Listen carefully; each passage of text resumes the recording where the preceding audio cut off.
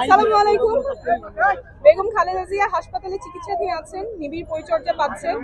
ওনার শারীরিক অবস্থা ক্রিটিক্যাল, স্থিতিশীল আছেন। উনি এখনো ফাইট করছেন। নিরাপদ দূরত্ব থেকে সব সতর্কতা মেনে আমার ওনাকে দেখার সুযোগ হয়েছে। উনি সজ্ঞানে আছেন, সজাগ আছেন। চিকিৎসক এবং নার্স যে ওনাকে নির্দেশনা দিচ্ছেন সেগুলো উনি ফলো করতে পারছেন। ওনার শারীরিক অবস্থা ক্রিটিক্যাল, তবে উনি ফাইট করছেন এবং দেশবাসীর কাছে আহ্বান থাকবে ওনার দ্রুত আরোগ্যের জন্য সকলে দোয়া করবেন। উনি দল মত সবকিছুর ঊর্ধ্বে উঠেই সবসময় ফাইট করেছেন, সহনশীলতার প্রতীক ছিলেন।